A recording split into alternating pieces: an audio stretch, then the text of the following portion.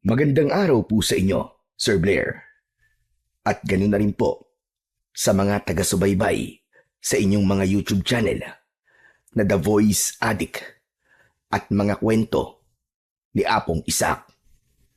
Isa po ako sa mga naaaliw sa mga kwentong ibinabahagi mo sa amin.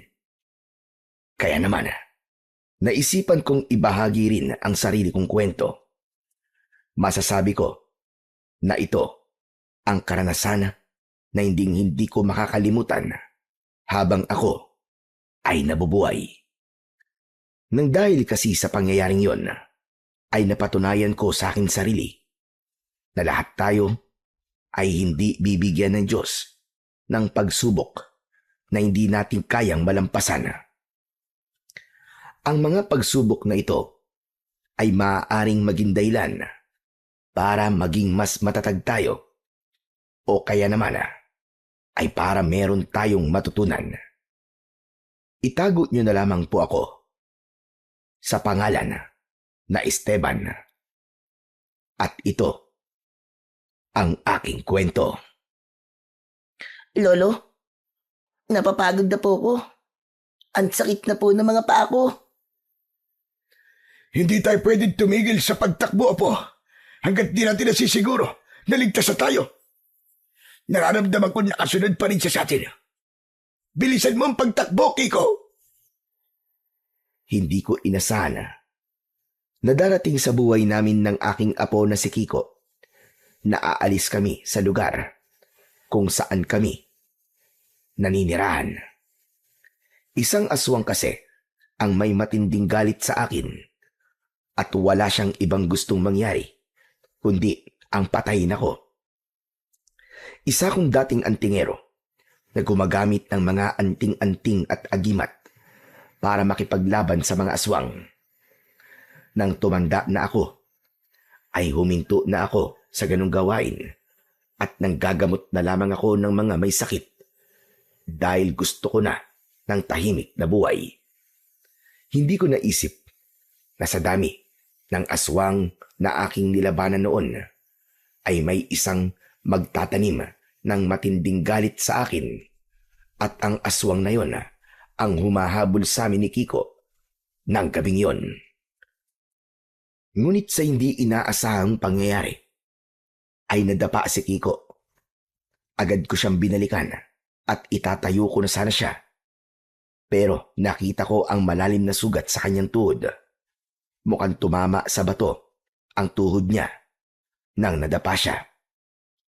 Hindi ko na po kaya, Lolo. Iwan niyo na lang po ako rito.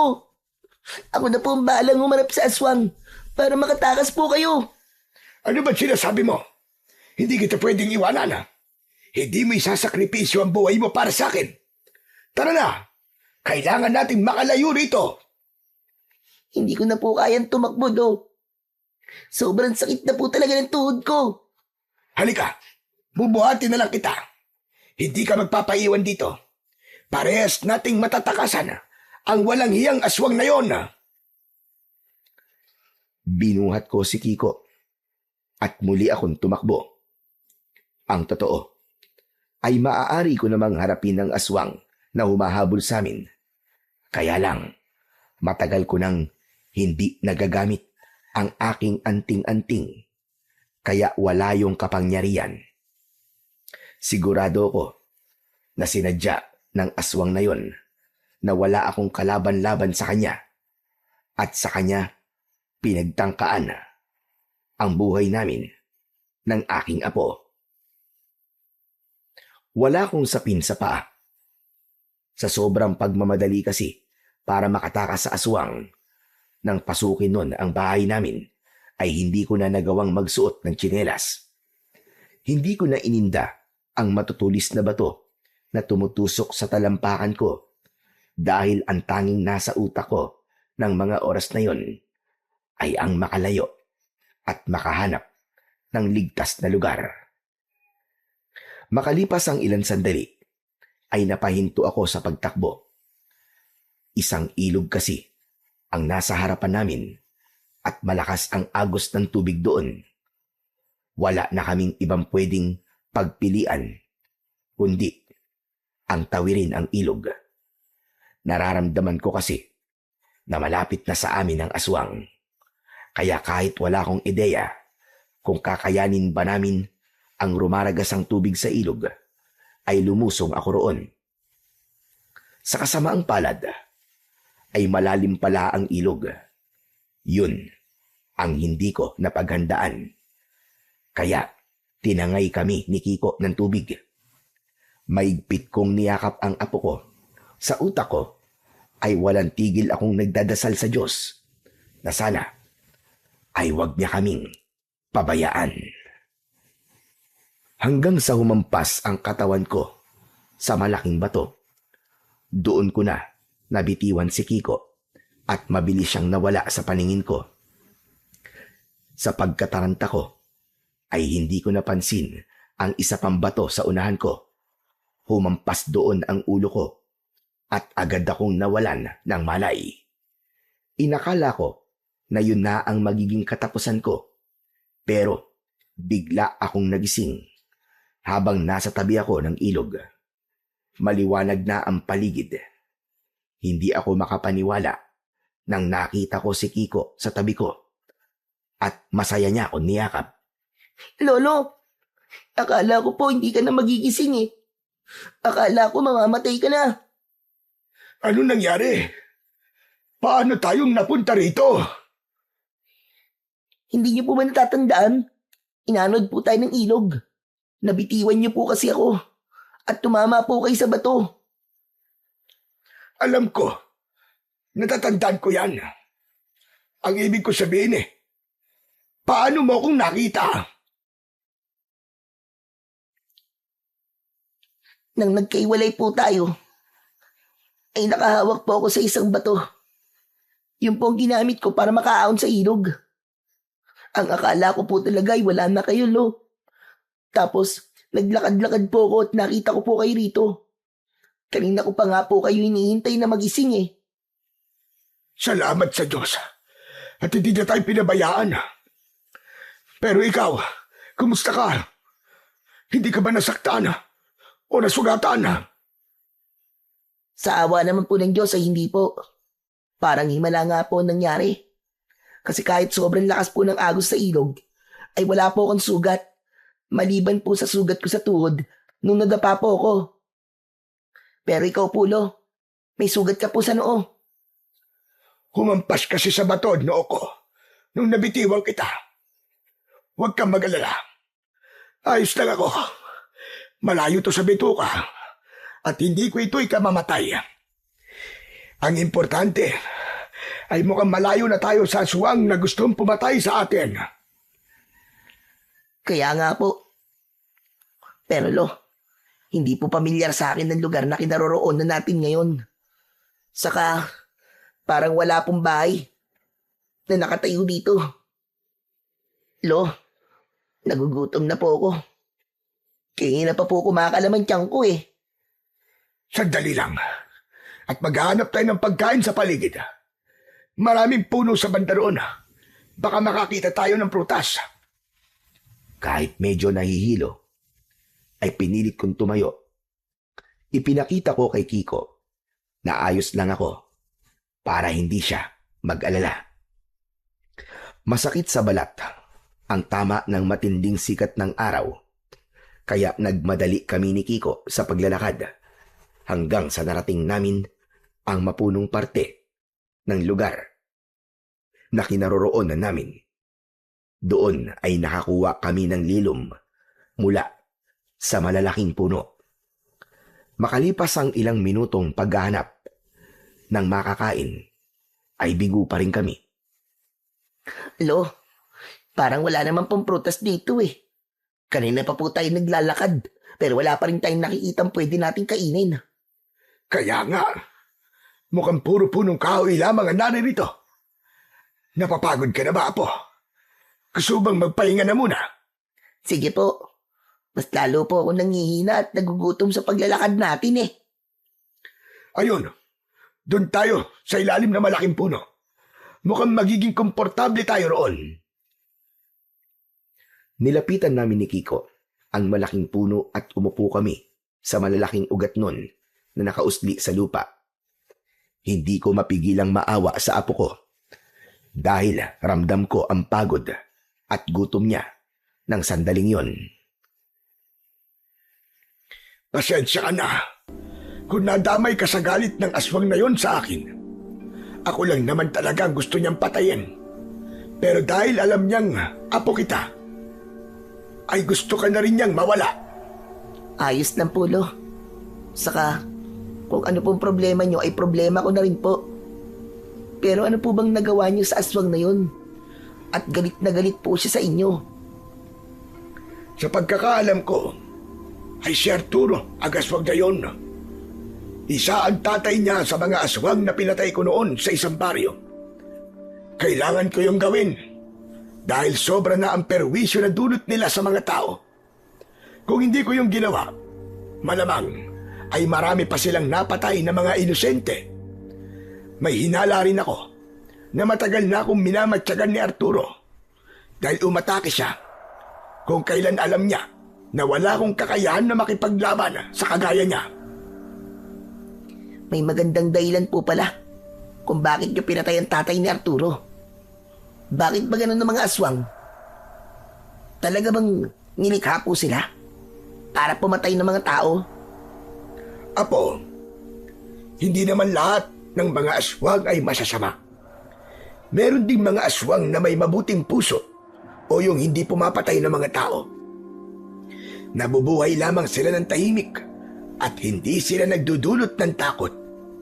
Ganun po ba? Ang akala ko po talaga, lahat po ng aswang ay masasama. Pero sana po, ay tigilan na po tayo ni Arturo para makabalik na po tayo sa bahay natin. Sigurado ako, Apo, na hindi tayo titigilan ni Arturo. Matatahimik lang siya kapag napatay niya na tayo. Kaya hindi magandang ideya na bumalik tayo sa bahay natin.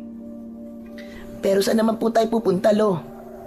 Sa totoo lang, Apo, ay hindi ko rin alam. Pero maganda na mukhang nakalayo na tayo kay Arturo. Sa ngayon, ay masasabi kong ligtas na tayo mula sa kanya. Ang kailangan na lang natin gawin ay maghanap ng matitirahan natin kahit pansamantala. Mukhang wala po tayong makikitang bahay dito. Gubat po yata itong kinaroroonan natin eh. Malay mo ba eh? Kapag nakalabas tayo sa gubat na ito, ay may mga kabayan na makikita tayo. Siguro naman ay merong tutulong sa atin doon. Sana nga po, Lo. Pero nagugutom na po talaga ako. Ang sakit na po ng tiyan ko, Lo. Tiisin mo na lang muna ang gutom mo. Ang mabuti pa ay matulog ka muna para paggising mo ay wala na yung gutom na yan. Ganyan kasi ang ginagawa namin nung mga bata pa kami kapag wala kaming pagkain. Itinutulog na lamang namin. Eh di, matulog na rin po kayo, Lo. Alam ko po na nagugutom na rin po kayo eh. Ayos lang ako, Apo. Huwag mo akong isipin. Babantayan kita habang natutulog ka. Humiga na si Kiko sa lupa. At dahil sa sobrang pagod niya, ay mabilis siyang nakatulog. Nang tuyog na ang apo ko, ay doon ko na pinakawalan ang aking mga luha. Tahimik akong umiyak dahil hindi ko akalain na mararanasan ni Kiko ang ganung bagay. Sa isang iglap ay nawala ang lahat sa amin at kailangan naming magsimula ng walang-wala. Tanghali na nang nagising si Kiko. Sinubukan ulit naming maghanap ng pagkain sa gubat. Sa awa naman ng Diyos ay may nakita kaming isang puno ng bayabas na may mga bunga. Kahit hindi mga hinog na bayabas ay pinagtiyagaan na namin. Ang importante ay magkaroon ng laman ang aming sikmura. Maya-maya pa ay bumalik kami sa ilog para uminom. Nagpalipas kami ng oras sa ilalim ng malaking puno. Kinuwentuhan ko si Kiko ng mga nakakatawa kong karanasan sa buhay para kahit papano ay maaliw siya. Pero makalipas lamang ang ilang sandali ay muli akong nakaramdam ng lungkot dahil sa pagkakadamay ni Kiko sa problema ko. Bigla akong huminto sa pagsasalita at tumingin ako sa kawalan. Okay ka lang ba, Lo? Bakit bigla po kayong tumigil sa pagkikwento? Ituloy niyo na po yung kwento niyo kanina. Bigla ko kasing naisip ang nanay mo. Kung sumama ka sana sa kanya sa Maynila, ay hindi ito mangyayari sa'yo. Mas gusto ko pa po, nahabulin na lamang ng mga aswang kesa sumama kay nanay. Na iniwanan po ako nung baby pa lang ako para makapag-asawa uli siya. Tapos nung yumaman na siya, ay sa kanya lang ako kukunin. Pero kung sumama ka sa kanya, ay maganda na sana ang buhay mo ngayon. Panigurado na nag-aaral ka sa isang kilalang paaralan. Aanin ko naman po ang ganung bagay. Kung hindi ko po kayo kasama, Lo. Simula po nung baby ako, ay kayo na po nag-alaga sa akin. Mas gusto ko pa pong maghirap basta't kasama ko po kayo. Tsaka wag na nga po natin pag-usapan si nanay. Ang dapat po siguro nating isipin ay kung paano tayo makakalabas sa gubat na to bago dumilim. Tama ka. Hindi tayo pwedeng manatili rito. Pero, kaya mo na bang maglakad? Oo naman po. Kahit papano nabusog po ako sa bayabas. Kaya malakas na po ulit ako. Kung ganun ay tara na. Hanapin na natin ang daan palabas sa gubat na ito. Magkasabay kaming tumayo ni Kiko at nagsimula kaming maglakad. Ipinagdasal ko sa Diyos na sana ay makita na namin ang tamang daan palabas ng gubat bago pa tuluyang kumagat ang dilim. Lumipas ang ilang oras pero bigo pa rin kaming makita ang daan palabas ng gubat. Pakiramdam ko nga ay paikot-ikot na lamang kami. Ganun pa man, hindi pa rin ako nawalan ng pag-asa. Kailangan kong maging matatag para sa aking apo. Pansin ko rin na nanghihina na si Kiko dahil sa pagod. Sigurado rin ako na gutom na naman siya. Pero sa pagkakataon na yon, ay hindi ko na narinig na nagreklamo si Kiko. Tila naisip niya na mas lalo akong mag-aalala kung dadaing na naman siya sa akin. Hanggang sa biglang bumuhos ang napakalakas na ulan. Nataranta kami ni Kiko at agad kong hinawakan ang isa niyang kamay.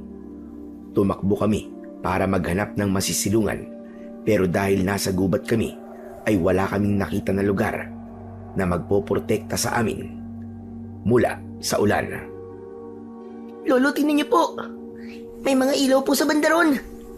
Aba, oo nga ano. Mukhang merong kabayan doon ah. Doon tayo pumunta. Kaya mo pa bang tumakbo? O gusto mong buhatin na kita? Kaya ko pa po. Mukhang malapit naman po yun eh. Walang tigil kami sa pagtakbo at hindi nagtagal ay narating na namin ang pinanggagalingan ng mga ilaw. Hindi nga kami nagkamali dahil merong mga kabahayan doon. Ang naging problema lang ay lahat ng bahay na nakita namin ay nakasarado na. Lo, saan po tayo hihingi ng tulong? Kapag meron tayong nakitang nakabukas na bahay, ay doon tayo hihingi ng tulong. Nakakahiya kasi kung mambubulahaw tayo ng mga natutulog.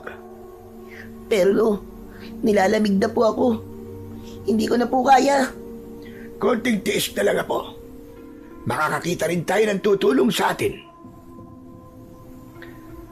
Patuloy kami sa paglalakad pero wala pa rin kaming nakitang nakabukas na bahay. Hanggang sa napahinto ako nang may nakita akong isang maliit na kubo na nasa gilid ng isang taniman ng halaman na wala akong ideya kung ano. Napansin ko na walang pinto ang kubo at walang ilaw sa loob. Itinuro ko ang kubo kay Kiko at sinabi ko na doon kami pupunta dahil mukhang walang nakatira doon. Nagmamadali kaming lumapit sa kubo dahil sa lakas ng ulan ay pumasok na kami roon nang hindi man lang namin inalam kung meron dong tao. Mukhang tama po kayo. Wala pong nakatira dito. Kaya nga apo, siguro naman ay pwede tayo magpalipas dito na magdamag. Mukhang maayos ang bubong nitong kubo dahil walang tumutulo. Sandali. At baka meron tayong mapepwestuhan para humiga. Kinapa ko ang paligid hanggang sa may nahawakan akong papag. Kiko, halika rito. Meron ditong higaan. Hubarin mo na muna yung damit mo. At hindi maganda na matutulog ka na may suot kang basang damit. Mas lalo kang lalamigin. Naubad ko na po ang damit ko, Lo. Pero, matibay po ba yung higaan? Baka po masira yan kapag humiga po tayong dalawa. Sa palagay ko naman ay matibay naman ito. Halika na. Magpahinga na tayo. Alam kong kagaya ko ay pagod ka na. Maya-maya pa ay magkatabi na kami ni Kiko na nakahiga sa papag. Hindi na namin pinansin kahit wala kaming latag at kahit ramdam namin ang matigas na higaan. Mas mabuti nang humiga kami sa ganun kesa nasa labas kami habang umuulan ng napakalakas. Nang dahil sa labis na pagod, ay agad kaming nakatulog ni Kiko kahit basa ang aming buong katawan. Hindi ko na alam kung gaano kami katagal na tulog. Pero nagising ako nang may pumalo na kung ano sa paa ko. Pagmulat ko, ay nakita ko ang isang matangkad na lalaki sa aming paanan. Matalim ang mga mata niya at halatang galit siya. May hawak siyang tungkod na maganda ang pagkakayari at may suot siyang sombrero na kung tawagin ay fedora. Sa unang tingin ay alam kong mayaman siya. Sino ka? Kayo yata ang dapat kong tanungin yan. Sino kayo? Bakit kayo nandito sa taniman ko na bawang? Taniman ng bawang. Ikaw ba ang may-ari ng lupang kinatatayuan ng kubong ito? Hindi lang ang lupang ito, kundi maging ang kubong tinutulugan nyo. Ilang araw lang ako nawala. Tapos meron na palang tumitira sa kubong ito nang hindi ko nalalaman na. Nang sandaling yon, ay nagising na si Kiko. Napayakap siya sa akin nang nakita niya ang lalaki sa aming harapan. Lo, sino po yan? Nakakatakot po siya. Bakit kamukha siya ng mga kalaban ni FPJ? Aba, bastos yata ang bungaga ng batang ito ha. Kiko, tumahimik ka muna. Na ang may-ari ng kubong kinaroroonan natin ngayon. Mawalang galang na. Pero hindi kami tumitira sa kubo na ito. Kagabi lang kami nagpunta rito dahil inabutan kami ng ulan sa labas. Wala ba kayong sariling bahay? Kahit wala nang nakatira sa kubong ito, ay hindi ko pinapayagan ang matulog dito ang kung sino-sino lang. Siguro, kayo ang nagdadakaw ng mga pananim ko. Oo, tama ka. Wala nga kaming bahay. Pero hindi kami magdanakaw, maniwala ka. Kagabi lang talaga kami pumunta sa lugar na ito. Napadpad lang kami. Hindi talaga kami taga rito. Nagsasabi po yung totoo ang lolo ko. Hindi po siya nagsisinungaling. Maniwala po kayo. Mabait po kaming tao. Hindi ako tumanda ng ganito para lamang magpabinog ng ulo. Mga sinungaling kayo. Mga magdanakaw. Hindi ako papayag na palalampasin ko lang ang ginawa yung kasalanan. Wala kaming kasalanan sa'yo. Kung gusto mo, amang, ay aalis na kami. Aalis kayo. Tapos babalik ulit kapag alam yung wala na ako sa bahay ko. Hindi pwede. Napakatagal ko na gustong malaman kung sino ang nagnanakaw sa mga pananim ko. At kayong nahuli ko na kayo, ay hindi ako papayag na hindi kayo mapaparusahan. At bakit mo naman kami paparusahan? Wala naman kaming ginagawang masama sa'yo. Makoy! Halika nga rito! Makoy! Paulit-ulit na sumigaw ang lalaki hanggang sa dumating ang isang binatang may malalaking ngipin sa unahan. Bakit po, sir? Hala, sino po ang dalawang yan, sir? Baka magdanakaw sila. Yung mga nagdanakaw ng pananim ko tuwing gabi. Sir, hindi ba sabi ko po sa inyo dalawang lalaki po nagdanakaw dito sa taniman nyo. Sa palagay ko po, sir, baka binata po ba ngayon Hindi po sila matanda at bata. Malamang, hindi lang ang dalawang yun ang nagdanakaw dito. Kundi pati na rin ang matanda at batang yan. Bakit ba sinasalungat mo pa ako? Gusto mo bang sisantiin kita? Ako na nga lang, sir, ang nakakatiis na kasama ng ugali nyo Tapos tatanggalin niyo pa po ako? Anong sinasabi mo? Wala po, sir. Ang sabi ko po, bakit niyo po ako tinawag? Yang dalawang yan, dali mo sa loob ng bodega. Ikulog mo sila ron. At mamaya ay tatawag ako ng pulis para sila ay makulong. Sandali lamang, Amang. Maawa ka. Aalis na lang kami at hindi mo na kami makikita kahit kailan. Hindi ako naniniwala sa inyo. At dapat sa mga kagaya nyo ay napaparusahan para magtanda. At isa pa, hindi ka na nahiya. Sinasama mo pa sa kawalang hiyaan mo ang isang bata. Tinuturuan mo siyang maging magnanakaw. Bakit po ba yung maniwala? Sinabi na nga pong hindi po kami magnanakaw Makoy, dali na mga yan sa bodega. Itali mo sila at baka mamaya ay makatakas pa ang mga yan. Sir, nakakaawa naman po sila. Tignan niyo naman po, mukhang takot na takot sila Ikaw ang dapat matakot sa akin. Dahil kapag hindi mo ko sinunod, ikaw ang ikukulong ko sa bodega. Gawin mo na sinabi ko, Makoy. Dahil tatawag na ako ng pulis. Sige po, gagawin ko na po, sir. Lumapit sa amin ang binata at hinawakan niya ang mga kamay namin ni Kiko. Papalagsana ako, pero nakita ko ang nakasukbit na baril sa lalaking unang nakakita sa amin. Natakot ako na baka kapag nanlaban kami, ay barilin niya kami. Sa klase ng pakikipag-usap niya sa amin ni Kiko, ay hindi malabong kaya niyang gawin yon. Tumingin ako kay Kiko at tumango ako sa kanya.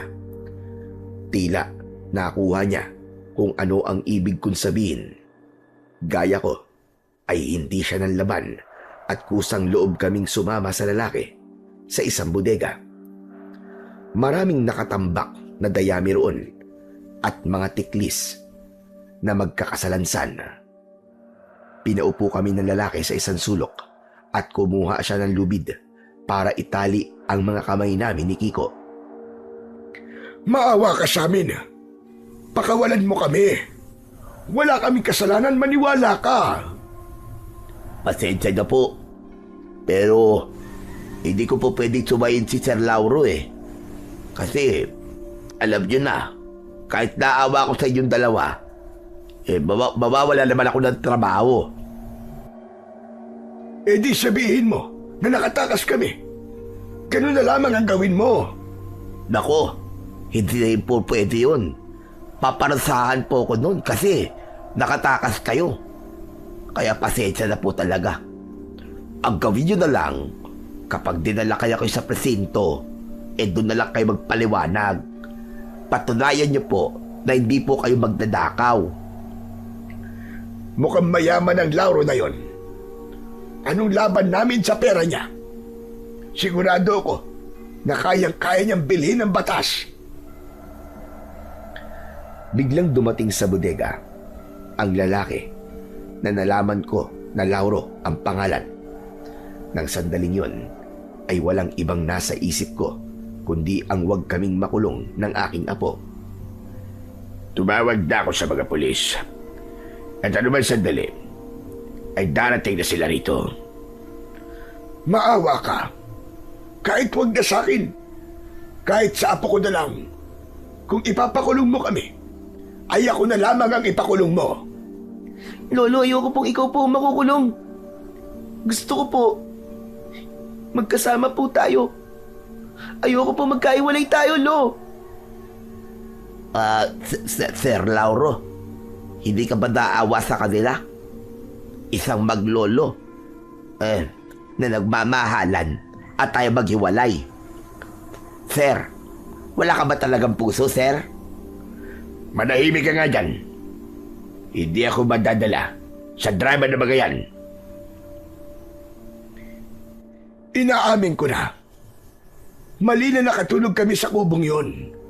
Pero ang akala kasi namin ay wala nang nakatira doon. Ganito na lang kung gusto mo. Magtatrabaho na lang kami sa'yo. Gawin mo kaming utusan para makabayad kami sa kasalanan namin sa'yo kung meron man talaga. Huwag mo na lang kaming ipakulong, maawa ka naman. Sir, mukhang maganda yung offer sa'yo nung matanda. Hindi ba? Marami na nag-resign sa taniman nyo. Kasi, ang sama-sama ng ugali nyo. Kailangan po natin ng dagdag na tao ngayon, sir. Sanay na kami sa hirap ng apo ko. Masipag kami. At hindi kami mareklamo.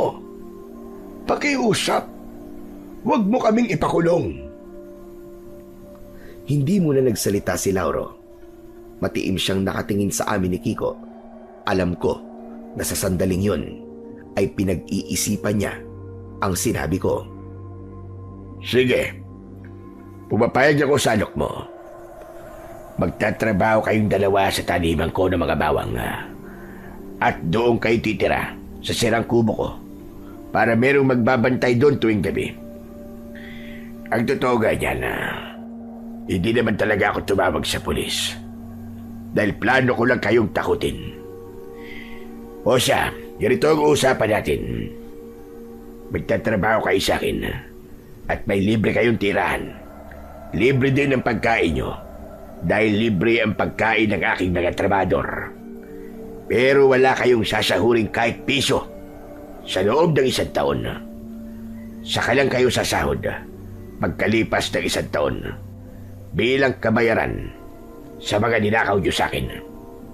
Uulitin ko sa'yo. Wala kaming ninakaw sa'yo.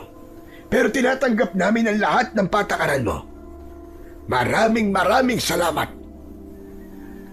Ano nga palang pangalan nyo? Hindi kayo pwedeng magtrabaho rito kung hindi ko kayo kilala. Ako si Esteban. At ito naman ang apo ko na si Kiko. Ako naman po si Makoy. At ito naman po, si Sir Lauro. Masama ugali niyan. Makoy! Abugaga mo na naman. O siya, sige. Ikaw na ang bahala sa kanila. Sabihin mo sa kanila at dapat nilang malaman. Copy, sir. Ako na hong bahala. Nang umalis si Lauro, ay agad na inalis ni Makoy ang pagkakatali sa amin ni Kiko. Ang talino mo, Lolo. Nang dahil sa sinabi mo, ay hindi na po tayo makukulong. Pero alam nyo, sana, nagpakulong na lang kayo eh. Mas magiging maayos pa ang buhay nyo sa kulungan kaysa rito. Hindi nyo kakayanin ang kasamaan ng ugali ni Sir Lauro. Naniniwala ako na lahat ng tao ay may kabutihan sa puso. Kahit gaano pa siya kasama. At yun ang gusto kong makita kay Sir Lauro. Isa pa, mas gugustuhin ko na malaya kami ng apo ko kesa nakakulong kami, lalo na't wala namang kaming kasalanan.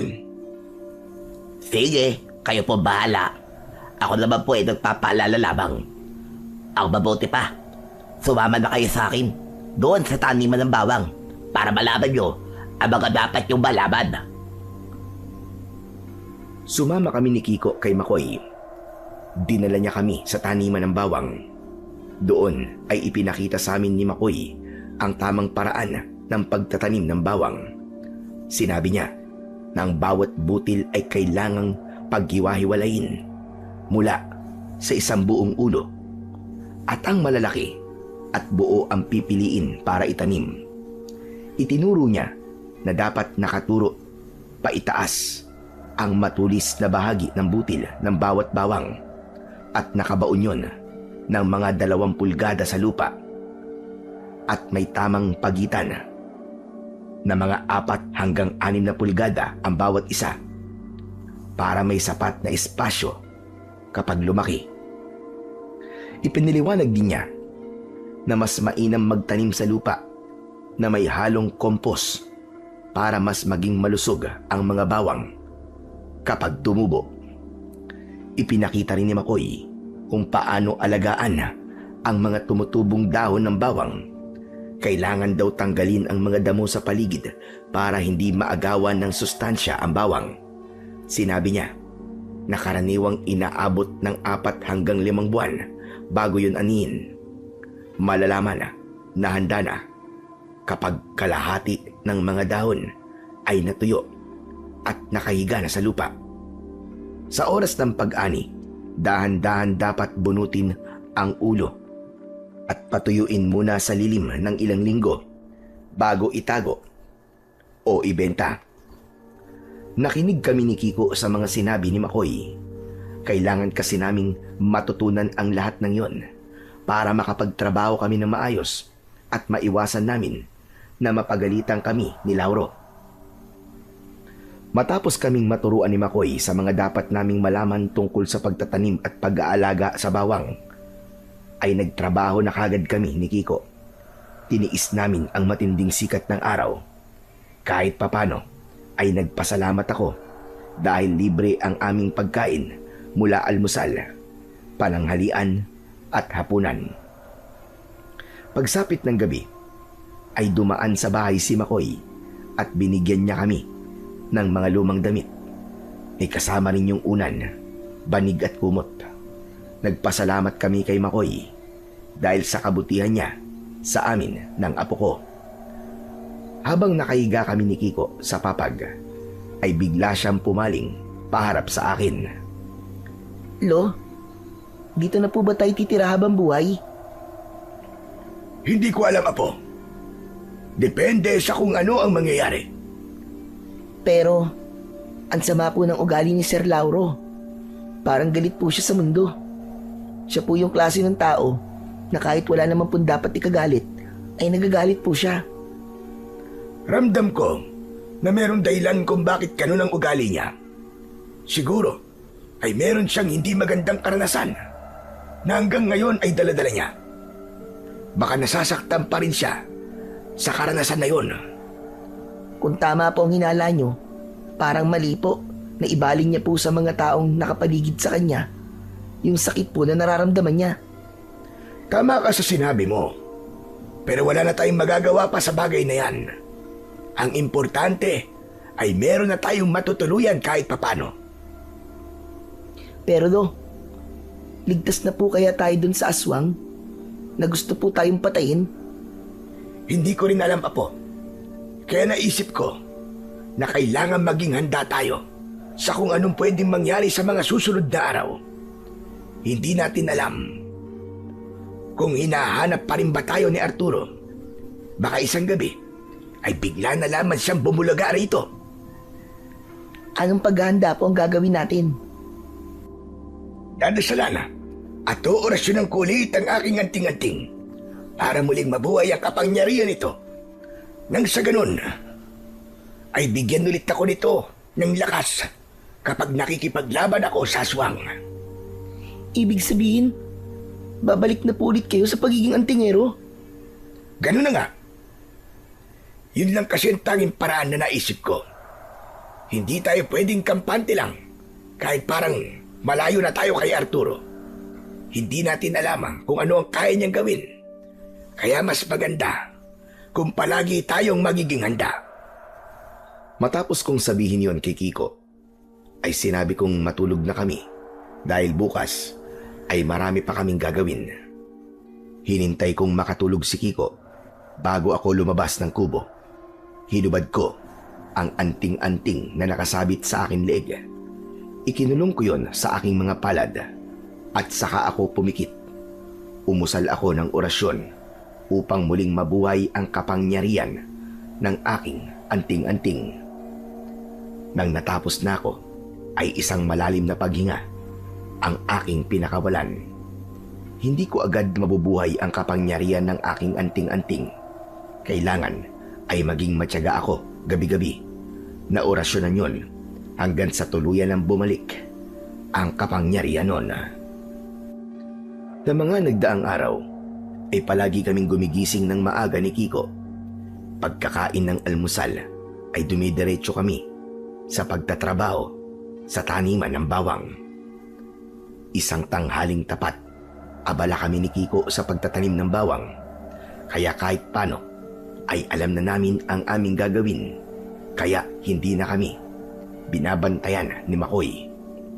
Lo, hindi po ba pangontra po sa aswang ang bawang? Tama ka. Ayaw ng mga aswang ang amoy ng bawang. Kaya kapag meron yan, ay napipilitan silang umalis. Ibig po palang sabihin ay ligtas po tayo sa kubo natin. Kasi napapalibutan po yun ng mga bawang. Hindi po tayo mapupuntahan doon ng aswang na si Arturo. Tama ka.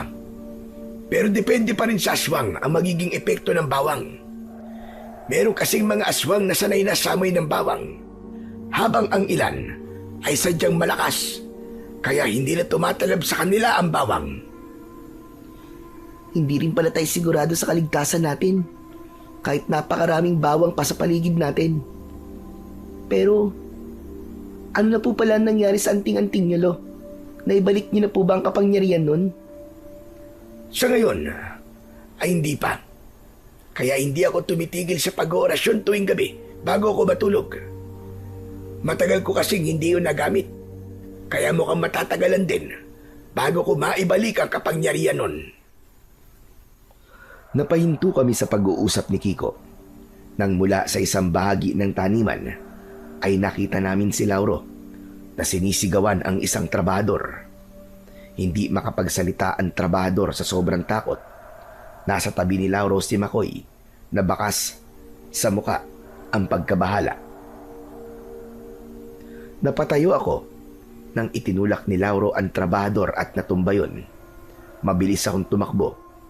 Akmang tatadyakan ni Lauro ang trabador pero iniharang ko ang aking sarili. Tama na, Sir Lauro. Hindi mo dapat siya sinasaktan. Alam mo ba ang ginawa ng tao yan? Hindi niya sinabi na may mga bawag pa sa isang bodega. Kung hindi ko pa naamoy na nabubulok na mga bawag na yon, ay hindi ko pa malalaman. Kahit na, Sir, hindi pa rin sapat na dahilan yun para siya isaktan mo. Napakalaking halaga ng pera na wala sa akin. Nasasabi mo lang yan dahil hindi ikaw ang naglalabas ng pera para sa taniman na ito. At bakit ka ba nakikialam? Gusto mo ba pati ikaw ay saktan ko?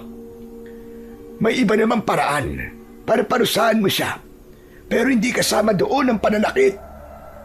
Alam mo, sa sinabi mong yan, ay binigyan mo ko ng ideya. Tama ka.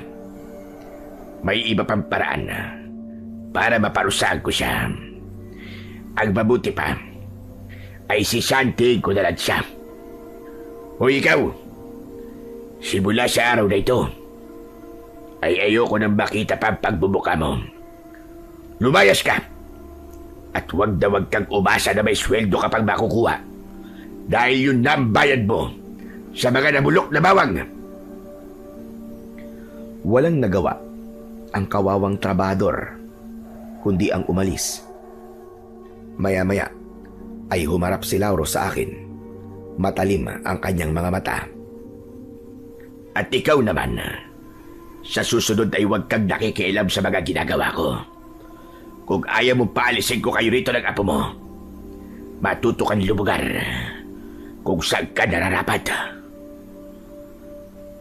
Hindi ko na nagawang sagutin si Lauro dahil tumalikod na siya at malalaki ang mga akbang na naglakad siya palayo. Nang sandaling yon, ay lumapit na si Kiko sa akin at hinawakan niya ang aking braso. Lo, anong ginawa mo? Bakit niyo po sinagot si Sir Lauro? Mapapalayas po tayo sa ginawa niyo eh. Kilala mo ko, Apo. Hindi ko kayang manahimik kapag may nakita akong inaapi. Alam mo, Pang-Esteban, ikaw lang ang kilala kong nagawa yun kay Sir Lauro. Kapag may sinasaktan siya rito, Abay, wala kaming ibig lahat. Karamihan kasi, sa mga natitirang trabador dito, ay takot na mawala ng trabaho. Kaya naman, hindi nila sinasaway si Sir Lauro kahit mali na ang ginagawa niya. Pero sa susunod, huwag niyo na po gagawin yun. Hindi po magdadalawang isip si Sir Lauro na palayasin kayo ni Kiko dito kapag nakialam kayo ulit sa kanya. Hindi na ako nagsalita. Labag man sa aking kalooban, ay naisip ko na wala na akong magagawa kundi ang maging bulag sa susunod na may apihin si Sir Lauro. Kung ako lang sana ay kaya kong umalis doon, pero kailangan kong isaalang-alang si Kiko. Hindi siya pwedeng mawala ng tirahan at isang lugar na alam kong ligtas siya kahit papano.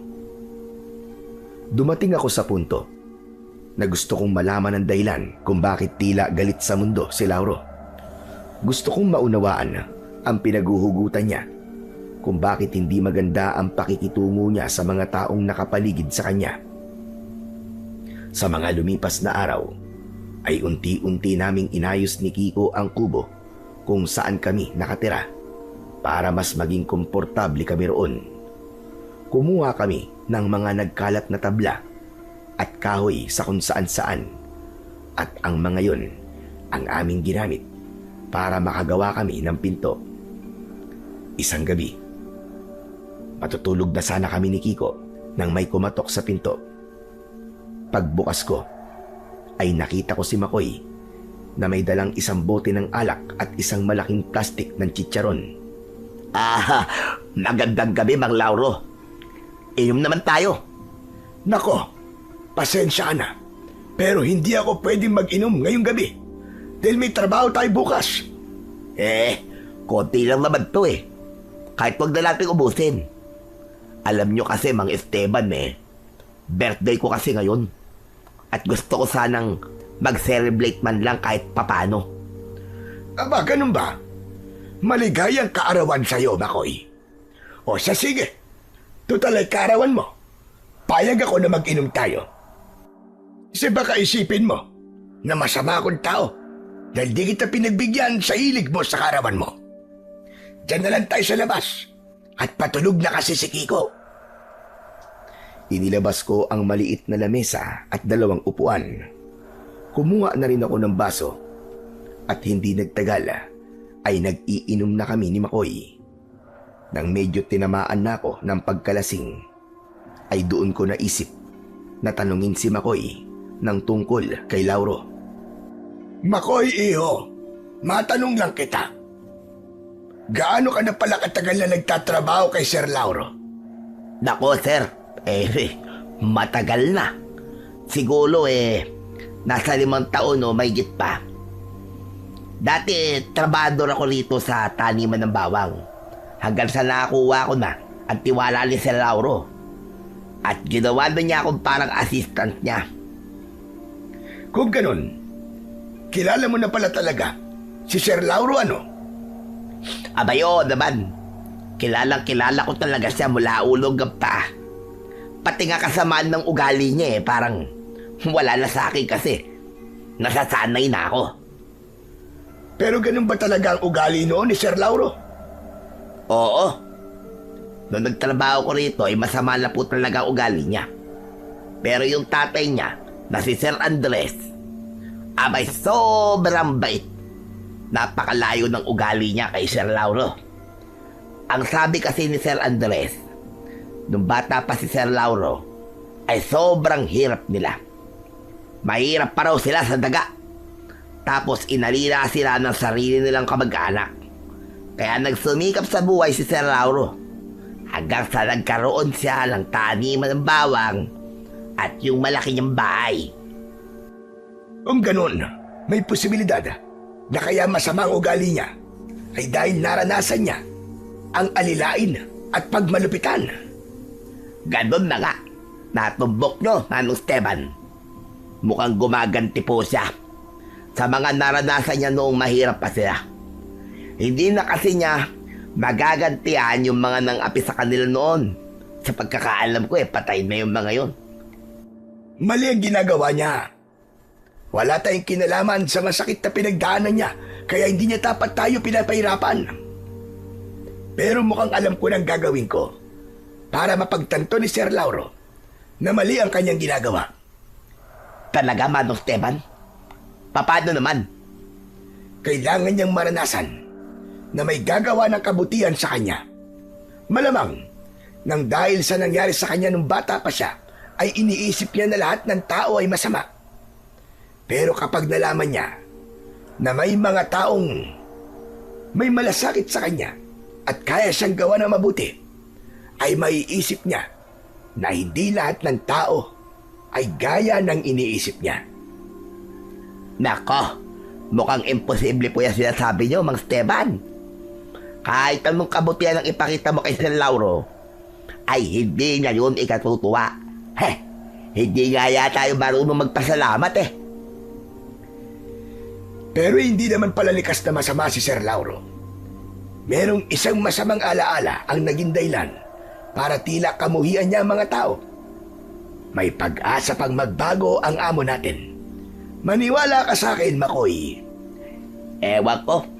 Pero para sa akin, ay wala ng pag-asa pa si Sir Lauro. Baka nga hanggang sa mapatay siya nung aswang na yon, ay masama pa rin ang ugali niya. Sandali lang, ano sabi mo? Tama bang pagkakarinig ko? May binanggit kang aswang. Ha? Wala yun. Nabingin na po yata kayo ah. Wala po ako sinasabing aswang. Ano ba kayo? Lasing na yata kayo eh. Hindi pa ako bingi. At hindi pa ako lasing. Malinaw kong narinig at sinabi mo. At gusto ko lang ipaulit sa'yo. Ang sabi mo, baka masama pa rin ang ugali ni Sir Lauro hanggang sa mapatay siya ng aswang. Sinong aswang ang tinutukoy mo? Nako, yali. Yali ako nito kay Sir Lauro eh. Kasi nadulas ako. Total nadulas ka na rin. Ay sabihin mo na sa akin ang tungkol sa aswang na yon. Ano bang meron sa aswang? Yari talaga. Mukhang wala na ako lusot sa inyo ah. Baka hindi nyo ako pauwiin hanggat di ko sinasabi sa inyo tungkol sa aswang eh. Pero Mas Esteban, ito ah. Mangako kayo sa akin na lahat ng sasabihin ko sa inyo ngayon ay hindi mo sasabihin sa kahit na kanino. Lalo-lalo na kay Sir Lauro natin. Kasi kapag nalaman niya na sinabi ko to sa inyo, abay, sigurado mawawalan ako ng trabaho. Ang dami mong pampasakali. Oo na. Nangangako ko na hindi ko sasabihin sa kahit na sino. Lalo na kay Sir Lauro. Basta sabihin mo na kung ano ang tungkol dun sa aswang na binanggit mo. O sige, ito na nga. Ganito kasi yun. May isang aswang na galit kay Sir Lauro. Berta po ang pangalan ng aswang na yun. Alam ko to kasi naikwento sa akin to ni Sir Lauro eh. Nung isang beses na nalasing siya. Eh bakit naman galit na galit kay Sir Lauro ang aswang na sinabi mo? Noong kasi, bago bilhin ni Sir Lauro ang lupan to, ay meron ditong nakatayong kubo. Abay doon nakatira si Berta. Nang nabili ito ni Sir, siyempre, kailangan nang umalis ni Berta. Kasi nakikitirik lang naman siya dito sa bahay. Pero ayaw umalis ni Berta. Kasi nga, matagal na daw siya nakatira sa lupang to. Aba, nagmatigas si Berta hanggang sa sinudog ni Sir Lauro ang bahay ni Berta. Wala lang nagawa si Berta, kundi ang umalis. Walang kaalam-alam si Sir Lauro na yung Berta pala na yun ay isang aswang. Nalaman na lang niya ng isang beses na pinagtangkaan ng buhay niya at sinabi ng aswang na siya ang pinalayas ni Sir sa lupang ito. Eh di si Berta yun. Ibig sabihin, matagal nang pinagtatangkaan ng aswang na yun ang buhay ni Sir Lauro, ganun ba? Oo naman. Kaya nga tuwing gabi ay hindi na lumalabas pa ng bahay si Sir Lauro. Ayun, kasi nga, baka nasa paligid lamang si Berta. Saka kung mapapansin mo baka bawang ang piniling itanim ni Sir Lauro at gawing kabuhayan. May nakapagkasabi kasi sa kanya na mabisa daw na pangontra sa aswang ang mga bawang. Naisip niya siguro na kung mayroong malawak na taniman ng bawang dito, ay baka hindi na siya malapitan ni Berta. Di ba? Tama naman. Epektibo ba ang pagtatanim niya ng bawang? Siguro. Di ko alam. Pero simula kasi ng marami ng bawang dito, ang sabi ni Sir ay di na bumalik si Berta. Epektibo ka siguro ang bawang na pangontra sa aswang. Alam mo, Makoy, hindi lahat ng aswang ay takot sa bawang. Paano kung ang plano ni Berta ay hintayin na maging kampante si Sir Lauro at kapag nangyari yon, ay saka siya atake sa oras na hindi niya inaasahan? Aba, posible ang sinabi nyo, ha? Pero bakit parang may alam yata kayo tungkol sa mga aswang? Ano kasi? Meron din kasing aswang sa lugar na pinanggalingan namin ng aking apo. Kaya parang normal na sa akin ang makarinig ng kagaya ng ikinikwento mo. Pero bakit hindi na lang humingi ng tulong si Sir Lauro sa mga taong may kakayahan na makipaglaban sa aswang? Sa tingin nyo po ba di niya na yung ginawa? 2 beses na po siyang humingi ng tulong sa mga manunugis. Pero yung 2 yon ay muntik nang mapatay ni Berta. Kahit matanda na si Berta, malakas pa rin siyang klase ng aswang. Kaya nga minsan kapag natutulog ako sa bahay ni Sir Lauro, abay takot na takot ako aba. Baka kasi bigla na lamang dumating si Berta. O ayan sinabi ko na sa inyong lahat. Sobra-sobra pa nga sa dapat ko sana sabihin Basta, pangako mo sa akin, Mang Esteban. Huwag mong sasabihin kay Sir Lauro na sinabi ko yun sa inyo. Mayayari talaga ako. Huwag kang mag-alala, Makoy. Dahil marunong akong tumupad ng pangako. Hindi kita ipapahamak. Aasahan ko yan, O siya, tumagay na tayo. At parang nawala ng pagkalasing ko sa haba ng kwentuhan natin Kinuha ko ang basong may laman na alak at diretso ko yung ininom. Nagpatuloy ang inuman at kwentuhan namin ni Makoy. Pero ang isip ko ay naroon pa rin sa aswang na galit kay Lauro. Napagtanto ko na halos parehas pala kami ng problema at mas lalong tumindi ang aking kagustuhan na muling maibalik ang kapangyarihan ng aking anting-anting para sa sandaling kailanganin ko yun ay magagamit ko yun ulit. Kinabukasan ng umaga, pagkagising ko, ay naramdaman ko ang pananakit ng aking ulo dahil sa hangover. Nakita ko si Kiko na mahimbing na natutulog sa tabi ko. Bigla kong kinabahan nang mapagtanto ko na mataas na ang sikat ng araw. Tumayo ako at pagsilip ko sa bintana ay bumungad sa akin ang ilang trabahador na abala na sa taniman ng bawang. Agad kong tinapik ang braso ni Kiko. Apo, gumising ka na, tanghali na. Inaantok pa po ako, Louie. Bumangon ka na. Kailangan na natin magtrabaho. Ang bihira na yan. Bakit pa kasi ako nag-inom kagabi? Napasarap tuloy ang tulog ko. Ikaw naman. Bakit hindi mo ako ginising? Hindi po ba? Kayo po gumigising sa akin? Ewan ko sa'yo. Tara na. Kailangan na natin magtrabaho. Dahil kapag nalaman ni Sir Lauro na ngayon lang tayo magsisimulang magtrabaho, ay baka magalit siya sa atin. Kahit masakit pa ang ulo ko, ay hinila ko na si Kiko palabas ng kubo para magtrabaho. Pero parehas kaming natigilan nang makita namin si Lauro na nakatayo sa harapan ng kubo. Matalim ang tingin niya sa amin at mahigpit ang pagkakahawak niya sa kanyang tungkod. Sa wakas, nagising na rin ang mga trabahador ko na ang pakiramdam ay anak ng mayaman. Pasensya ka na, Sir Lauro, kung ngayon lang kami nagising ni Kiko. Nag-inom kasi kami ni Makoy kagabi kasi kaarawan niya. Napasarap ang tulog ko dahil sa alak. Parehas kayong nag-inom ni Makoy. Pero bakit maaga pa rin nagising si Makoy? Tapos ikaw ay hindi. Mangyaring, hindi na kasi ako sanay uminom. Patawarin mo kami. Alam mo naman na mahalaga ang oras sa taniman ko. Kapag oras na ng trabaho, ay gusto ko ay nakikita ko kayong lahat na nagtatrabaho. Malaki ang perang nawawala sa akin sa mga kagaya niyong tamad at nagsasayang ng oras.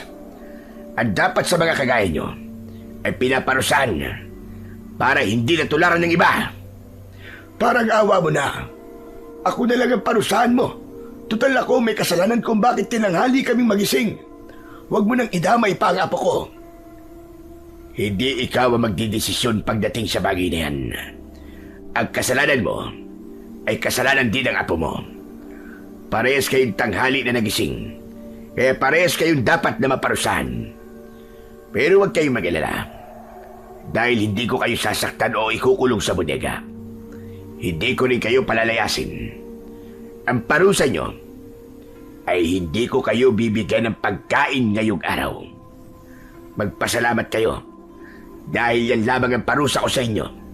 Pero sa susunod na ulitin nyo ang kasalanan nyo yan, ay hindi nyo na magugustuhan pa ang gagawin ko sa inyo.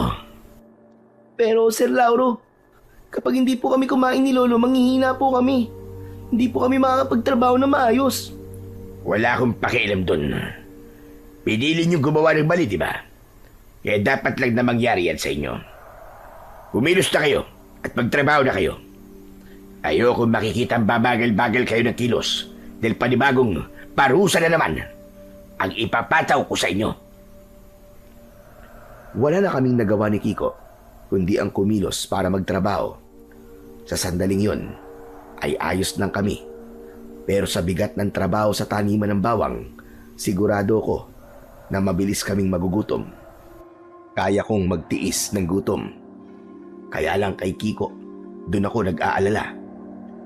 Ganun pa man, umasa na lang ako na sapat ng panglaman sa aming sikmura ang tubig para mairaos namin ang araw na yon. Pagsapit ng oras ng pananghalian ng mga trabahador, ay nasa taniman ng bawang pa rin kami ni Kiko. Nakaupo kami sa nakatumbang katawan ng puno sa isang tabi habang nakatanaw sa mga trabahador na sabay-sabay kumakain sa isang mahabang lamesa sa di kalayuan. Parang ang sarap po ng ulam nila, Lolo. Sa sobrang gutom ko, naaamoy ko po yung adobo nila hanggang dito.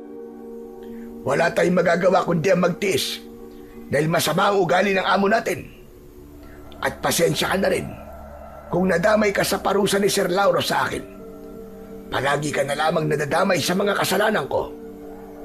Ayos lang po yun.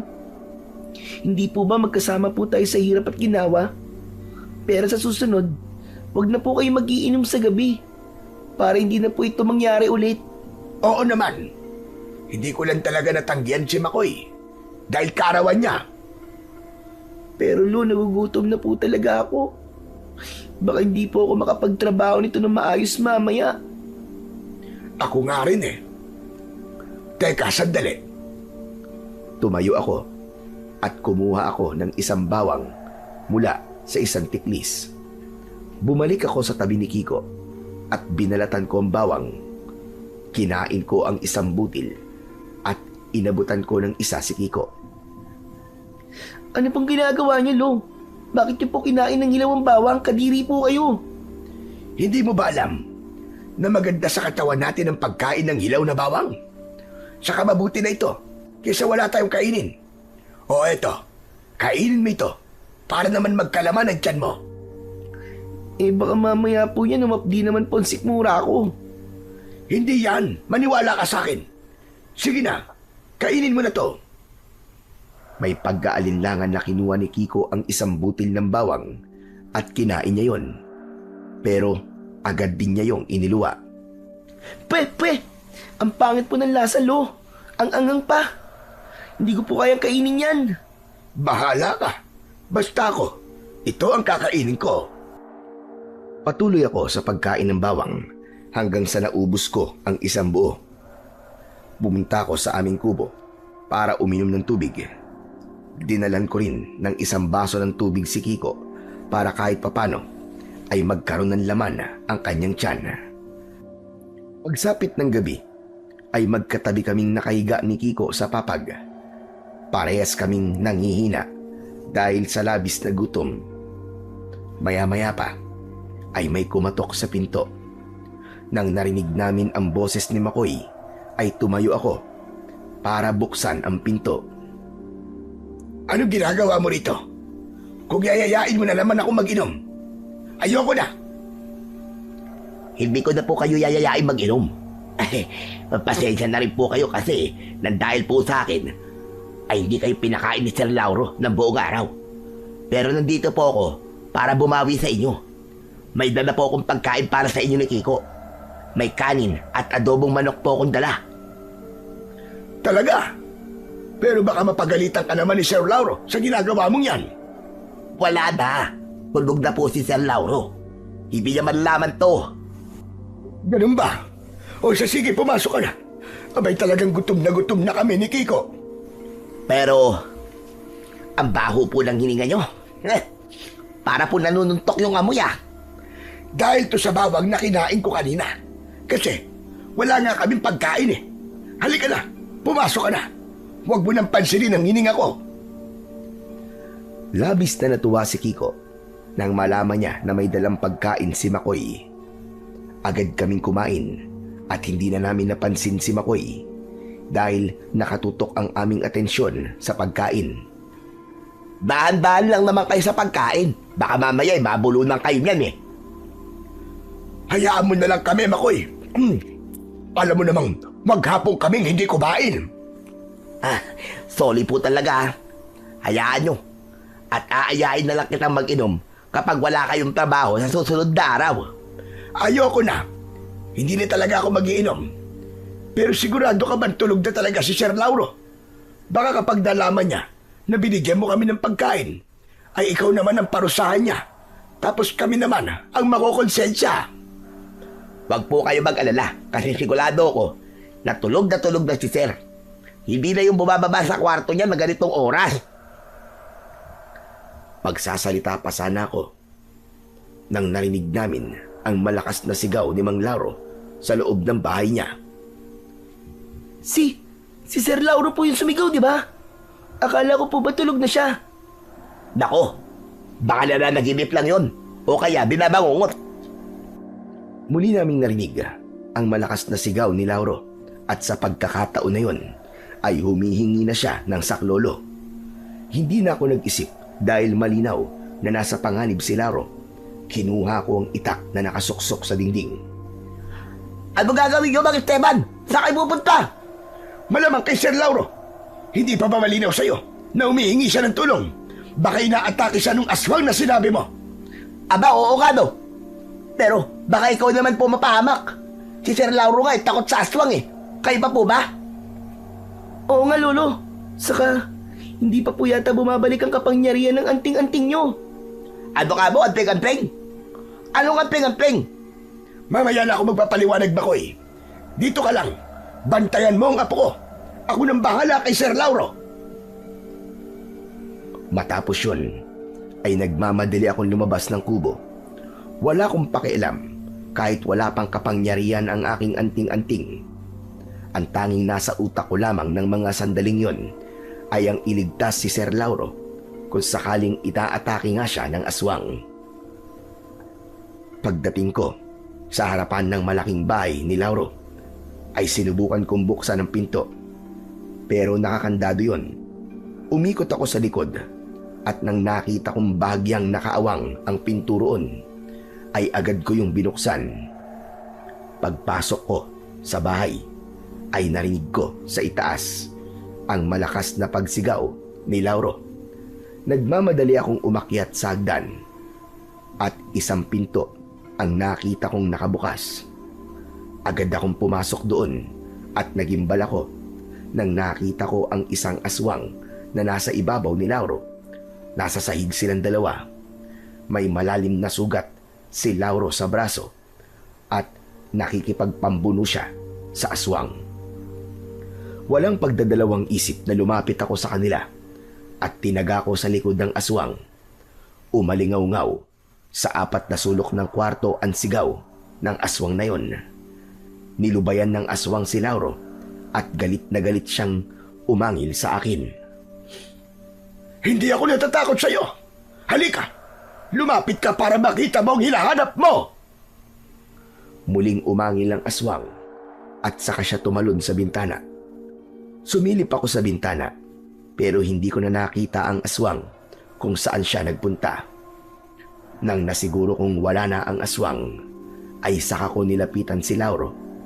Tutulungan ko sana siyang tumayo pero tinabig naman niya ang kamay ko. Huwag mo kong hawakan! Hindi ko kailangan ng tulong mo. Huwag ka nang magmatigas. Saka nung hindi kailangan ng tulong ko, kung hindi ako dumating, malamang patay ka na ngayon. Magpasalamat ka pa nga dahil gising pa kami ni Kiko. Dahil kung hindi, ay hindi namin narinig ang paghingi mo ng tulong. Halika, kailangan malinisan ang sugat mo. Huwag ka nang masyadong mataas ang pride dyan. Nang subukan kong tulungan ulit si Lauro, ay hindi na siya pumalag. Inupo ko siya sa isang upuang gawa sa magandang klase ng kahoy. Itinuro sa akin ni Lauro kung nasaan ang mga gamit sa panggagamot ng sugat at nang makuha ko yon, ay sinimulan ko ng linisin ang sugat sa kanyang braso. Alam mo bang ginagawa mo? Kung hindi mo na itatanong, ay isa kong albularyo sa lugar na pinanggalingan namin ni Kiko. Kaya alam na alam ko ang ginagawa ko. Aray, dahan-dahan naman, masakit.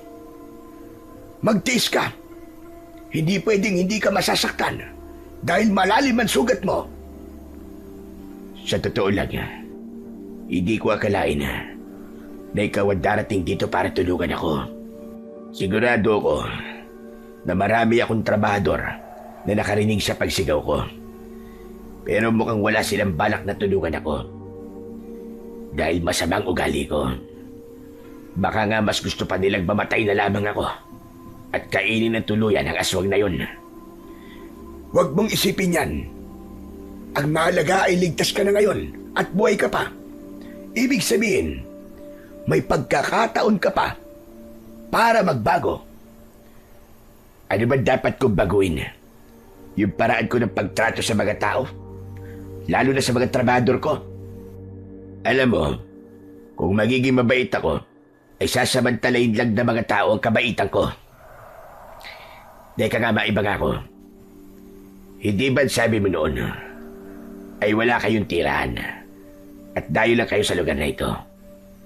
Saan ba talaga kayo galing? At bakit kayo umalis sa lugar na yon? Bakit bigla kayatang nagkaroon ng interes sa buhay namin ng apo ko? Gusto ko lang makipag-usap para mawala ang atensyon ko sa sakit dahil nililinisan mo sugat ko. Kung ayaw mo naman sagutin ang tanong ko, ayos lang yun. Wala akong pakialam. Malayo ang lugar na pinanggalingan namin ng aking apo, Sir Lauro. Ang totoo, hindi ko akalain na dito kami mapupunta sa dami ng aming pinagdaanan. Umalis kami sa lugar na yon dahil isang aswang ang gusto kaming patayin. At sa lugar na ito namin naisipang magtago. Anong sinabi mo? Alam mo kasi, Sir, noon ay isa kong antingero na ginagamit ang aking kaalaman sa pakikipaglaban sa mga aswang.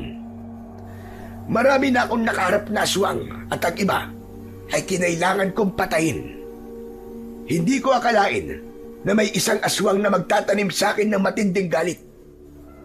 Yun, kung kailan huminto na ako sa pagiging antingero, ay sa kanya pinagtangkaan ng buhay ko at ni Kiko.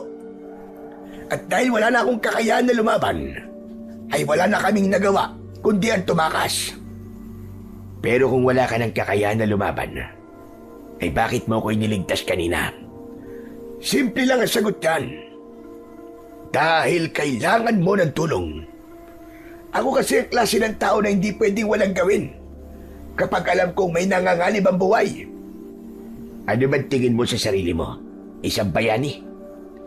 At talagang nagawa mo magpakabayani sa isang tao na dahilan kung bakit buong araw kayong hindi kumain ng apo mo? Dahil naniniwala ako na sa kabila ng ipinapakita mo sa aming lahat, ay meron ka pa rin kabutihan dyan sa puso mo. Natigilan si Lauro sa sinabi ko na para bang ayaw niyang pag-usapan namin ang bagay na yon. kaya hindi na ako nagtaka nang ibahin niya ang aming pinag-uusapan. Pero alam mo ba, Parehas pala tayo ng pinagdadaanan. Yung aswang na umatake sa akin kanina, kilala ko siya. Siya si Berta, isang matandang babae na dating nakatira sa lupang ito. Kailangan ko siyang paalisin nang mabili ko na ito. Hindi ko naman akalain na isa pala siyang aswang. naiintindihan kita kung bakit kinailangan mo siyang palayasin sa lupang ito. Pero tandaan mo na may mas maganda at makataong paraan para makuha mo ang gusto mo. Hindi sagot ang karahasan sa lahat ng bagay. Yan ang pakatatandaan mo. Nang sandaling yon, ay biglang dumating si Makoy at si Kiko. Lumapit si Makoy kay Lauro at umakto siya na parang makikipagsuntukan. Palingalinga siya sa paligid. Nasaan? Nasaan ang aswang? Nasaan? Dumigil ka na dyan. Uli ka na. Nakatakas na yung aswang. Sayang! Kung naabutan ko sana siya, malamang maliligo siya na suntok at uppercut ko. Pero hindi ba, ang sabi mo kanina ay huwag tayong aalis sa kubo? Ako pa nga ang pumilit sa'yo na pumunta rito eh. Ikaw naman, Kiko, oh. Wala kang pakisame. Binubuko mo ako eh. Pero may sugat po kayo sa Lauro. Ayos lang po ba kayo? Hindi ba halatang hindi ako ayos? Ikaw kaya magkaroon ng ganitong sugat? Tapos ko nang linisin ang sugat mo, Sir Lauro. Nalagyan ko na rin ng benda. Pero mas makabubuti kung magtungo kayo sa ospital dahil baka kailangan tahiin yan. Masyadong malalim ang sugat mo. Ayokong pumunta sa ospital. Dahil sigurado ko, natatanungin nila ako kung paano ko nagkaroon ng ganitong sugat. Anong sasabihin ko sa kanila? Na isang aswang na galit ang may gawa nito sa akin? Sa tingin niyo ba, ay maniniwala sila sa akin? Baka nga idiretso pa nila ako sa mental hospital. Baka isipin nila na nasisiraan na ako ng ulo. Hinayaan na lang namin si Sir Lauro sa gusto niya dahil meron siyang punto. Maya-maya ay pinaalis na kami ni Lauro kaya iniwan na namin siya. Kami naman ni Kiko ay bumalik na sa aming kubo at ipinagpatuloy namin ang aming pagkain. Lolo, aswang po ba talaga yung umatake kay Sir Lauro kanina? Oo, isang aswang na may personal na galit sa kanya. Yung aswang na yung kasi ay dating nakatira sa lupang ito. Tapos nang nabili na ito ni Sir Lauro, ay pinalayas niya yung aswang. Kaya galit na galit ang aswang na yung kay Sir Lauro. Kasi nawalan siya ng tirahan. Hala, hindi pala malayo ang problema ni Sir Lauro sa problema po natin. Kasi kapareho po natin siya na may banta ang buhay dahil sa aswang. Sinabi mo pa. Yan nga rin ang naisip ko kanina. Pero matagal ko nang alam ang tungkol sa bagay na yon. Dahil sinabi na sa akin yun ni Makoy nung nag-iinuman kami. Pero Lolo, hindi po ba? Hindi pa bumabalik ang kapangyarihan ng anting-anting nyo? Bakit po ang lakas po ng loob nyong tulungan po si Sir Lauro? Siyempre kailangan niya ng tulong. Kahit masamang ugali niya, ay karapat dapat pa rin siyang tulungan. Hindi ko na naisip kasi wala akong laban doon sa aswang. Nagpasalamat na lang ako na nagawa ko siyang itaboy. Dahil kung mas pinili ng aswang na labanan ako, ay malaki ang posibilidad na matalo at mamatay ako. Ang tapang niyo po talaga, Lolo. Kaya idol ko po kayo eh. Ay nako, ng bola ka pa talaga. Pero sana ay bumalik na ang kapangyarihan ng anting-anting ko para malabanan ko na maayos yung aswang na gustong patayin si Sir Lauro. Umaasa po ba kayo na magiging mabait na si Sir Lauro kasi tinulungan niyo po siya? Wala akong iniisip na ganyan. Ang gusto ko lang ay maging ligtas siya. Kung bumait siya dahil sa ginawa ko, ay magiging masaya ko. Pero kung hindi siya magbabago, wala na akong magagawa.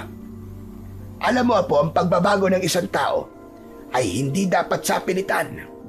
Dapat ay bukal yon sa kanyang puso. Tumangu-tango si Kiko bilang pagsang-ayon sa sinabi ko. Nang natapos na kaming kumain, ay lumabas ako upang orasyonan ang aking anting-anting. Umasa ako na sa pagkakataon na yon ay bumalik na ang kapangyarihan nun dahil malakas ang hinala ko. Nababalik ang aswang na si Berta at hindi siya titigil hanggat hindi niya napapatay si Lauro. Kinabukasan ng umaga ay naging abala na kami ni Kiko sa pagtatrabaho. Nagpasalamat kami dahil tapos na ang parusa ni Lauro sa amin. Makakakain na kami.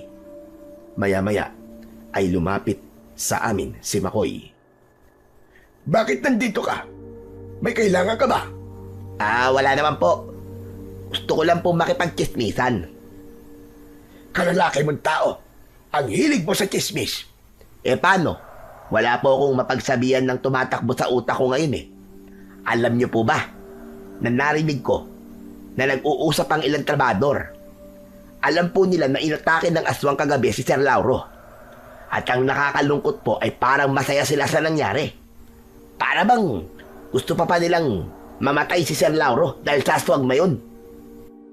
Hindi nga nagkamali si Sir Lauro sa sinabi niya sa akin kagabi. Ang sabi niya sa akin ay baka may mga trabador na nakarinig sa paghingi niya ng tulong pero piniling wag siyang tulungan. Sa totoo lang, abay nakakaawa si Sir Lauro. Kahit hindi maganda ang pakikitungo niya sa atin, ay hindi pa rin niya dapat nararanasan ng ganun. Lalo na't alam natin ang dahilan kung bakit ganun siya makitungo sa ating lahat. Alam mo po ikaw ang nakapagparealize sa akin na talagang nakakaawa si Sir Lauro. Nang dahil po sa inyo, ay naintindihan ko kung bakit ganun siya makitungo sa ating lahat. Pero teka, maalala ko lang ha, may nabanggit kayo kagabi ni Kiko na anting-anting eh. Ang tinutukoy niyo po ba ay ang medalyon na nakasabit sa leeg niyo? Oo, tama ka. Ito nga ang anting-anting na narinig mo kagabi. Para saan po yan? At bakit po meron kayo yan? Noon ay isa kong antingero na gumagamit ng anting-anting sa pakikipaglaban sa mga aswang. Matagal na akong huminto sa gawain na yun. At kung kailan wala nang kapangyarihan ng aking anting-anting, ay saka naman ako binalikan ng aswang upang pagigantihan.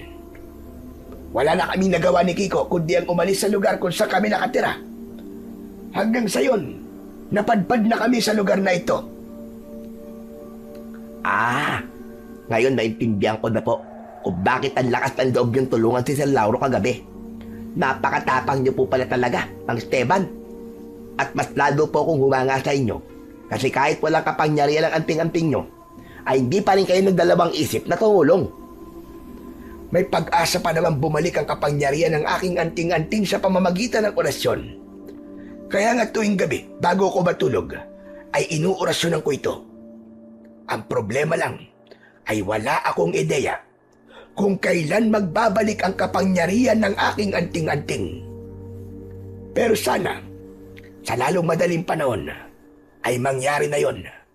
Dahil nasisiguro ko na babalik ang aswang na si Berta para pagtangkang muli ang buhay ni Sir Lauro.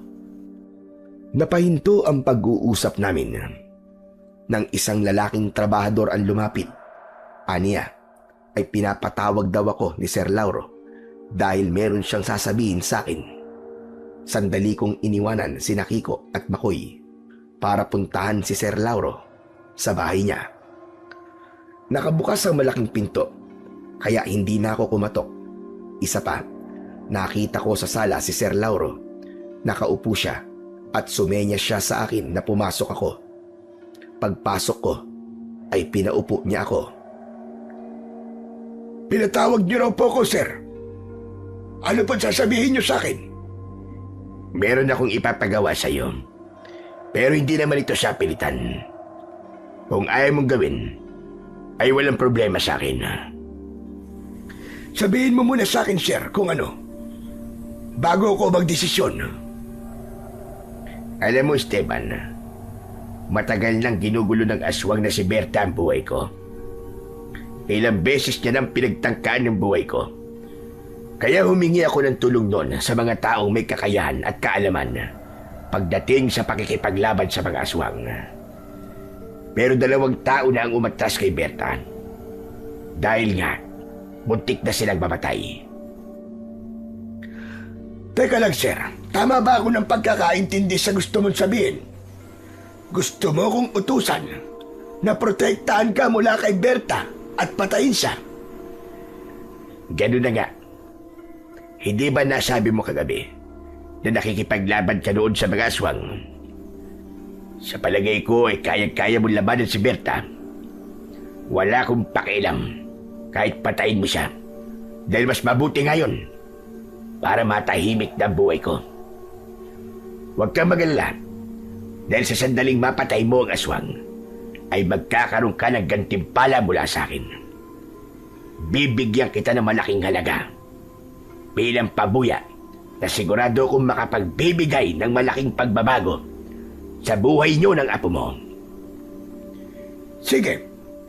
Pumapayag ako na protektahan ka mula sa mga aswang at handa kong patayin siya para tuluyan ng maging ligtas ang buhay mo. Pero hindi ko yung gagawin ng dahil sa pera. Wala akong pakialam sa pabuyang sinabi mo. Hindi mo na ako kailangan bigyan ng pera bilang kapalit sa gagawin ko. Sandali lang. Nagpapatawa ka ba, Esteban? Huwag mong sabihin na mayaman kan talaga. Kaya tinatanggihan mo ang perang inaalok ko sa'yo. Hindi kami mayaman, Sir Lauro.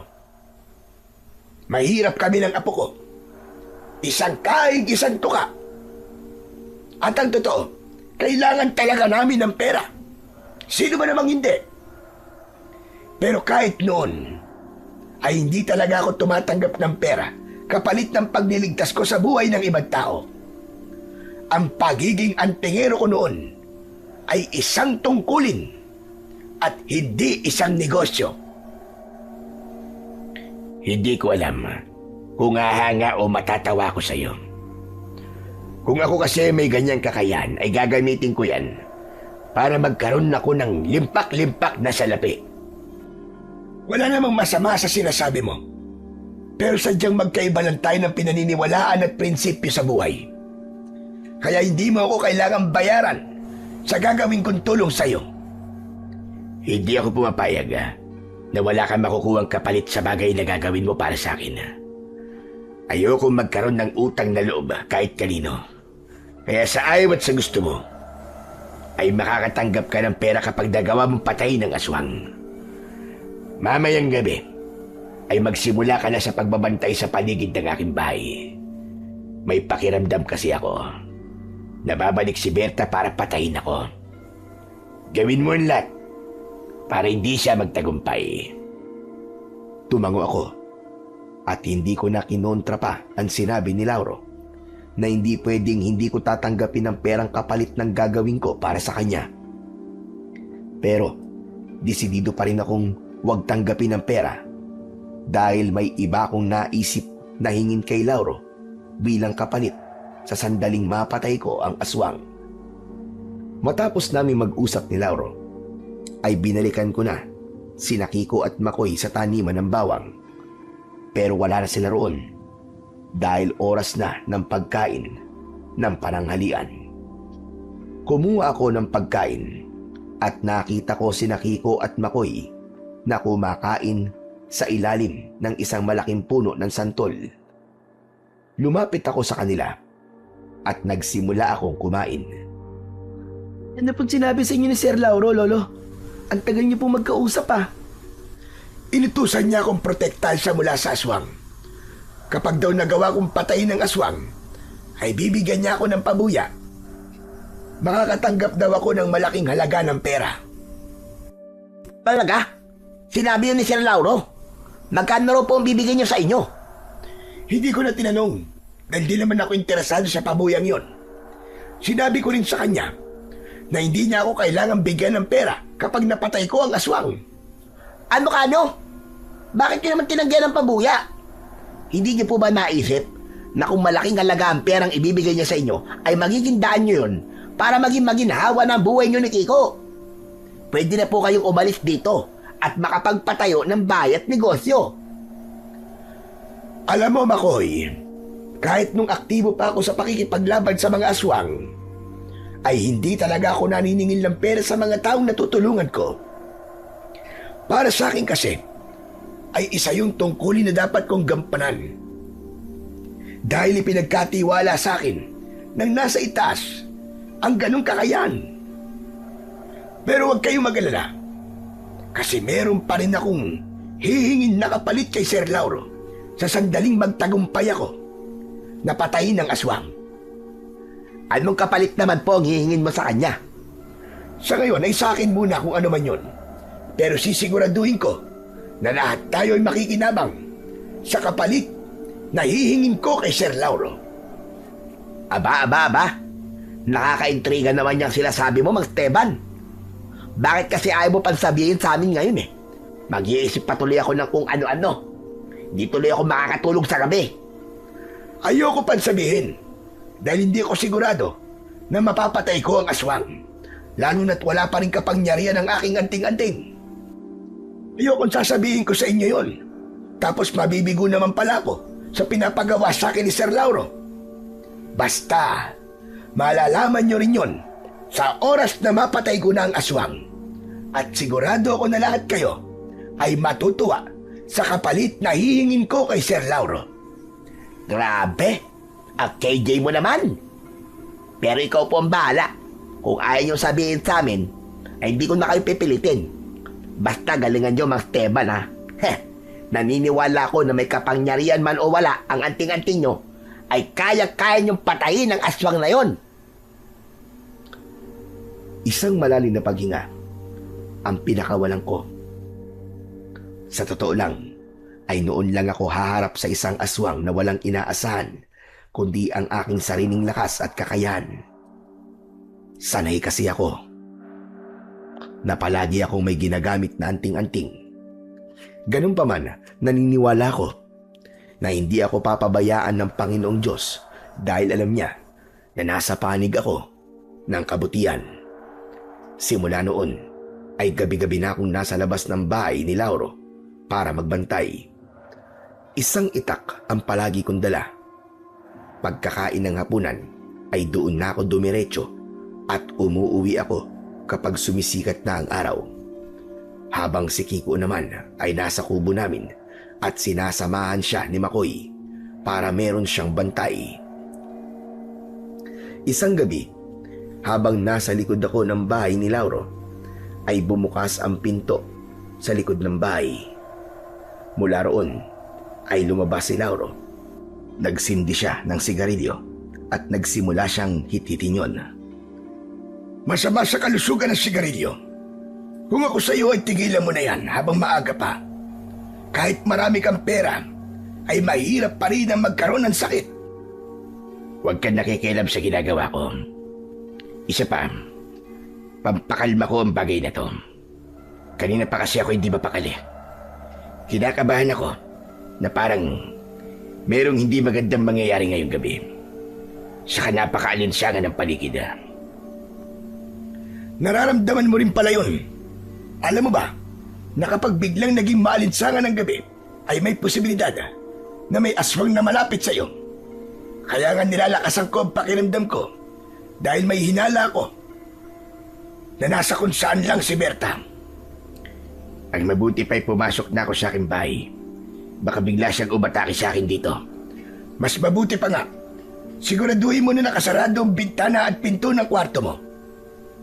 Mabuti't pinaalala mo yan. Naiwan ko kasing bukas ang bintana sa kwarto ko dahil nga sa naiinitan ako.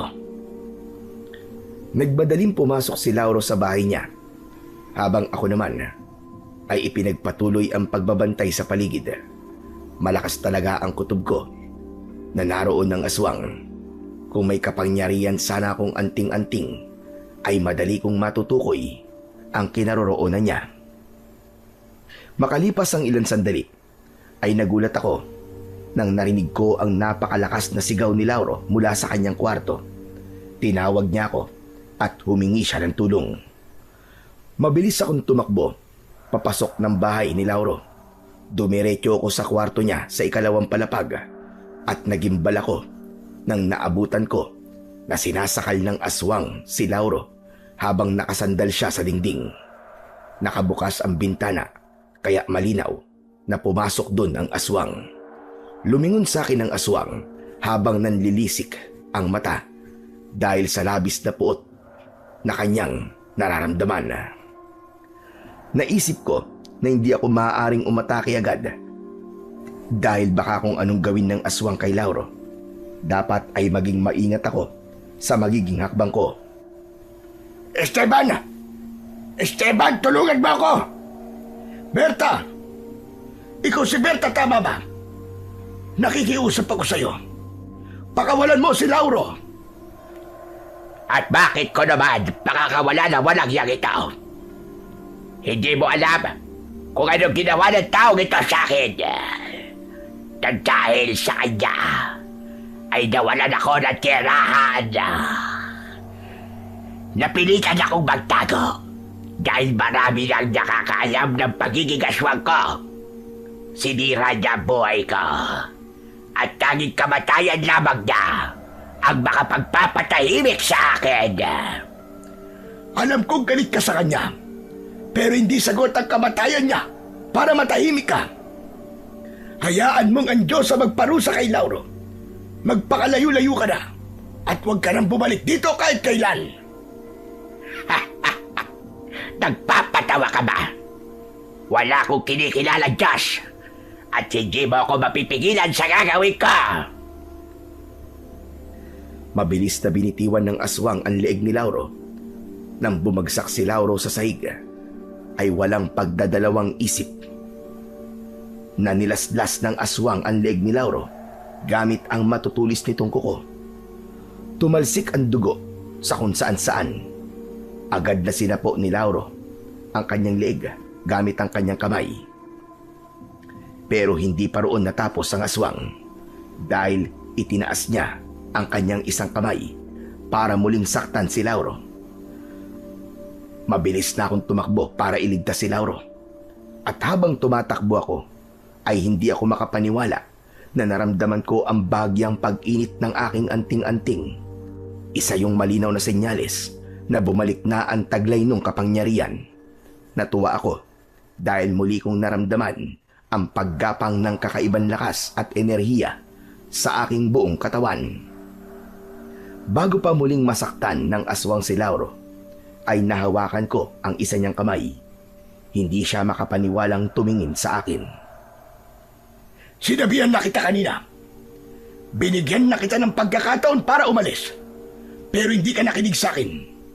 Kaya pasensya na kung kailangan ko tong gawin sa'yo. Inundayan ko ng saksak sa tiyan ng aswang. Nagpumiglas siya. At nang makawala siya, ay sinunggaban niya ako.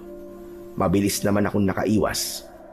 Umikot ako sa kaliwa ng aswang at mula roon ay itinarak ko ang itak sa gilid ng leeg ng aswang.